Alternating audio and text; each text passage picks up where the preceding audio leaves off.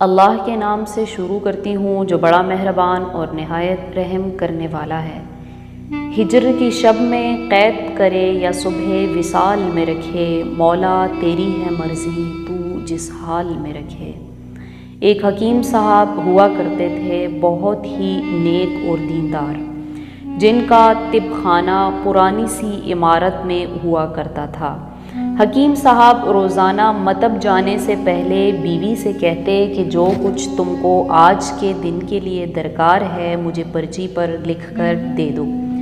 بیوی سب لکھ کر دے دیتی۔ حکیم صاحب روزانہ وہ پرچی کھولتے، بیوی نے جو چیزیں لکھی ہوتی ان کے سامنے ان کی قیمت درج کرتے، ان کا ٹوٹل کرتے، پھر خدا سے دعا کرتے، یا اللہ میں صرف تیرے حکم کی تعمیل میں تیری عبادت چھوڑ کر دنیا داری کے چکروں میں آ بیٹھا ہوں۔ جو ہی تو میری آج کی مطلوبہ ضرورت کا بندوبست کر دے گا میں اسی وقت یہاں سے اٹھ جاؤں گا۔ اور پھر یہی ہوتا کہ حکیم صاحب صبح صبح کے وقت میں ہی مریضوں سے فارغ ہو کر اپنے گاؤں چلے جاتے۔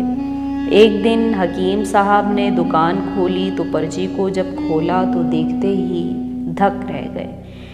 ایک لمحے کے لیے ان کا دماغ گھوم گیا، آنکھوں کے سامنے تارے چمکتے نظر آئے، لیکن جلد ہی اوسان پر قابو پا لیا۔ آٹے دال کے سامان کے نیچے بیوی نے لکھا تھا بیٹی کے جہیز کے سامان کا بندوبست بھی کرنا ہے۔ حکیم صاحب نے سب چیزوں کے سامنے ان کی قیمتیں لکھ دیں اور بیٹی کے جہیز کے سامان کے آگے لکھا یہ خدا کا کام ہے اور خدا ہی جانے۔ ایک دو مریض آئے تھے، ان کو حکیم صاحب نے دوائی دے دی۔ اسی دوران ایک بڑی کار دکان کے آگے آ کر رکی، لیکن کار کے آنے یا جو صاحب کار میں تھے ان کو حکیم صاحب نے کوئی توجہ نہیں دی، کیونکہ کئی کاروں والے حضرات حکیم صاحب کے پاس علاج معالجے کے لیے آیا کرتے تھے۔ جب وہ مریضوں والے دوائی لے کر چلے گئے تو وہ کار والے صاحب کار سے باہر نکلے اور حکیم صاحب کو سلام کر کے سامنے موجود بینچ پر بیٹھ گئے۔ حکیم صاحب نے کہا اگر آپ نے کوئی دوائی لینی ہے تو یہاں اسٹول پر آ جائیے تاکہ میں آپ کو چیک کر سکوں، اور اگر کسی اور مریض کی دوائی لینی ہے تو مریض کی کیفیت بیان کر دیں۔ وہ صاحب بولے حکیم صاحب میرا خیال ہے آپ نے مجھے پہچانا نہیں، لیکن آپ پہچان بھی کیسے سکتے ہیں؟ میں 15-16 سال کے بعد آپ سے مل رہا ہوں۔ اپنی شناخت کے لیے میں آپ کو اپنی گزشتہ ملاقات کا حال سناتا ہوں۔ جب میں پہلی مرتبہ آپ کے پاس آیا تھا تو میں خود نہیں آیا تھا بلکہ خدا نے مجھے آپ کے پاس بھیجا تھا، کیونکہ خدا کو مجھ پر رحم آ گیا تھا اور وہ میرا گھر آباد کرنا چاہتا تھا۔ ہوا کچھ یوں کہ میں اپنے آبائی گاؤں جا رہا تھا، عین آپ کی دکان کے سامنے ہماری گاڑی پنکچر ہو گئی، ڈرائیور کار ٹھیک کروانے گیا تھا۔ آپ نے دیکھا کہ میں گرمی میں کھڑا ہوں تو آپ نے اشارہ کر کے کہا کہ اندر کرسی پر آ کر بیٹھ جاؤ۔ میں نے آپ کا شکریہ ادا کیا اور کرسی پر آ کر بیٹھ گیا۔ ڈرائیور نے کچھ زیادہ ہی دیر لگا دی۔ ایک چھوٹی سی بچی بھی یہاں آ کر میرے پاس بیٹھ گئی تھی اور بار بار کہہ رہی تھی مجھے بھوک لگ رہی ہے بابا، اور آپ اسے کہہ رہے تھے بیٹی تھوڑا سا اور صبر کرو، ابھی گھر چلتے ہیں۔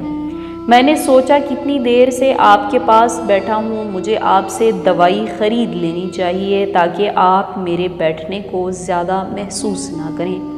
میں نے کہا حکیم صاحب میں انگلینڈ میں ہوتا ہوں، وہاں گئے مجھے 5-6 سال ہو چکے ہیں، جانے سے قبل میری شادی ہوئی تھی لیکن اولاد نہیں ہے۔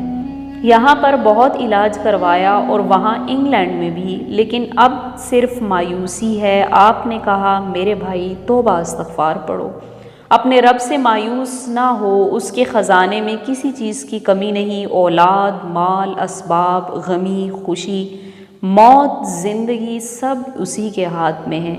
کسی ڈاکٹر کے ہاتھ میں شفا نہیں ہوتی، نہ کسی دوا میں شفا ہوتی ہے، شفا صرف خدا کے ہاتھ میں ہے۔ اولاد دینی ہے تو اسی نے دینی ہے۔ مجھے یاد ہے آپ ساتھ ساتھ باتیں کر رہے تھے اور پڑیاں بنا رہے تھے۔ تمام دوائیں 2 حصوں میں تقسیم کر کے الگ الگ رکھ دیں اور مجھ سے پوچھا آپ کا نام کیا ہے؟ میں نے کہا میرا نام امجد ہے۔ آپ نے ایک لفافے پر امجد اور دوسرے لفافے پر بیگم امجد لکھا، پھر دونوں لفافے تھیلی میں ڈال کر استعمال کرنے کا طریقہ سمجھایا۔ میں نے بے دلی سے دوائی لے لی کیونکہ میں تو صرف کچھ رقم آپ کو دینا چاہتا تھا۔ جب دوائی لینے کے بعد میں نے پوچھا کہ کتنے پیسے ہوئے تو آپ نے کہا کہ بس ٹھیک ہے۔ میں نے زیادہ زور لگایا تو آپ نے کہا کہ آج کا کھاتا بند ہو گیا ہے۔ میں نے کہا مجھے آپ کی بات سمجھ نہیں آئی۔ اسی دوران ایک اور شخص وہاں موجود تھا، اس نے مجھے بتایا کہ کھاتا بند ہونے کا مطلب ہے کہ حکیم صاحب کے گھر پر جو اخراجات جتنی آج کی اخراجات کے لیے رقم ہونی چاہیے تھی وہ آج خدا نے دے دی، اس کے بعد وہ اور پیسے نہیں لیتے۔ میں کچھ حیران ہوا اور دل میں شرمندہ بھی ہوا کہ میرے کتنے گھٹیا خیالات ہیں اور یہ سادہ سا حکیم کتنا عظیم انسان ہے۔ میں نے گھر جا کر بیگم کو دوائیاں دکھائیں اور اسے ساری بات سمجھائی تو وہ کہنے لگی کہ وہ کوئی انسان نہیں بلکہ ہمارے لیے تو رحمت کا فرشتہ ہے اور مجھے یقین ہے کہ اس کی دی ہوئی دوائی ہمارے لیے فائدہ مند ثابت ہوگی۔